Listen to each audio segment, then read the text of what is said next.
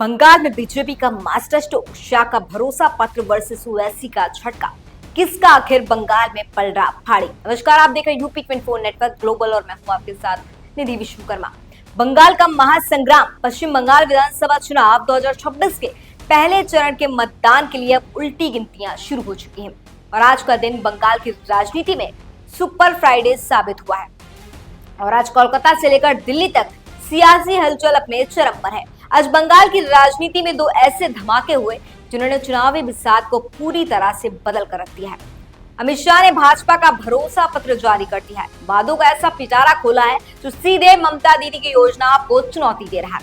और अमित शाह ने कहा, सत्ता संभालने के 45 दिनों के भीतर ही घुसपैठ पर कड़ा रुख अपनाएंगे। प्रत्येक महिला और बेरोजगार युवा को 3-3 हजार रुपए की मासिक सहायता देने और राज्य कर्मचारियों के लिए 7वें वेतन आयोग की स्थापना करने का वादा भी किया है। सोनार बंगला का नारा बुलंद करते हुए भाजपा ने अपना आज घोषणा पत्र जारी कर दिया है।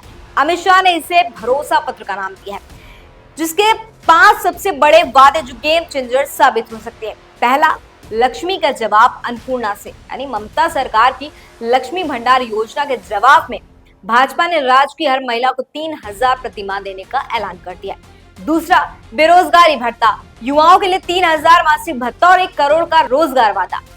तीसरा, यूसीसी का दाव, सरकार बनने के मात्र 6 महीने के भीतर ही राज्य में समान नागरिक संहिता यूसीसी लागू करने का संकल्प। सरकारी कर्मचारियों को तोहफा, सत्ता में आने के 45 दिनों के भीतर ही 7वां वेतन आयोग लागू करने की गारंटी। घुसपैठ पर कड़ा प्रहार, बंगाल की सीमाओं पर कड़ा पहरा और घुसपैठ को पूरी तरह खत्म करने का वादा। अब इसी के साथ दूसरी खबर यह है कि दूसरी तरफ ओवैसी की पार्टी एआईएम ने एक वायरल वीडियो के बाद हुमायूं कबीर के साथ अपना महागठबंधन तोड़कर सबको चौंका दिया है। दूसरी तरफ मुस्लिम वोटों की राजनीति में एक बड़ा उलटफेर हुआ। एक वायरल स्टिंग वीडियो ने बंगाल की ओवैसी के मंसूबों पर पूरा पानी फेर दिया है।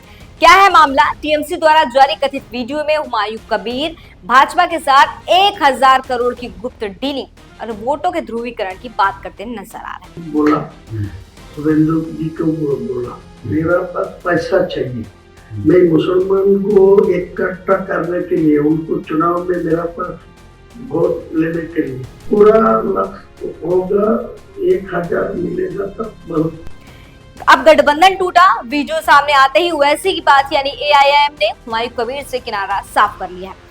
ओवैसी ने साफ कहा कि मुसलमानों की अस्मिता से हम बिल्कुल समझौता तो नहीं करेंगे। नतीजा ये है कि एआईएम अब बंगाल में अकेले चुनाव लड़ेगी, जिससे त्रिकोणीय मुकाबला और भी कड़ा हो गया। याद रखिए, बंगाल का भविष्य इन 2 तारीखों पड़ता है। पहला चरण यानी 152 सीटें 23 अप्रैल 2026 और दूसरा चरण 142 सीटें यानी 29 अप्रैल 2026 और फाइनल रिजल्ट यानी 4 मई 2026। एआईएम का तर्क, हम गद्दारी तो बिल्कुल बर्दाश्त ही नहीं करेंगे, हम बंगाल में अकेले चुनाव लड़ेंगे और अपनी कौम का सौदा नहीं होने देंगे। कोई से एआई डीप फेक और टीएमसी की साजिश करार दे रहा है।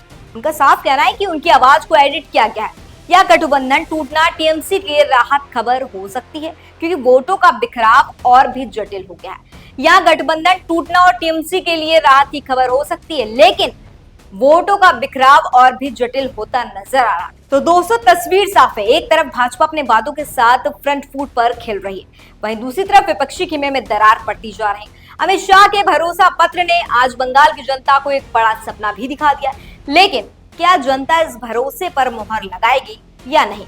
और क्या ओवैसी का एकला चलो रे वाला दाव बंगाल की सत्ता का समीकरण बिगाड़ देगा? क्या शाह का भरोसा पत्र दीदी के गढ़ में सेंध लगा पाएगा? और क्या ओवैसी का अकेले चुनाव लड़ना टीएमसी के वोट बैंक को नुकसान पहुंचाएगा? इन सभी सवालों पर हमारी नजर लगातार बनी रहेगी। देखते रहिए बंगाल का रण। फिलहाल के लिए इतना ही। देखते रहिए यूपी 24 नेटवर्क ग्लोबल।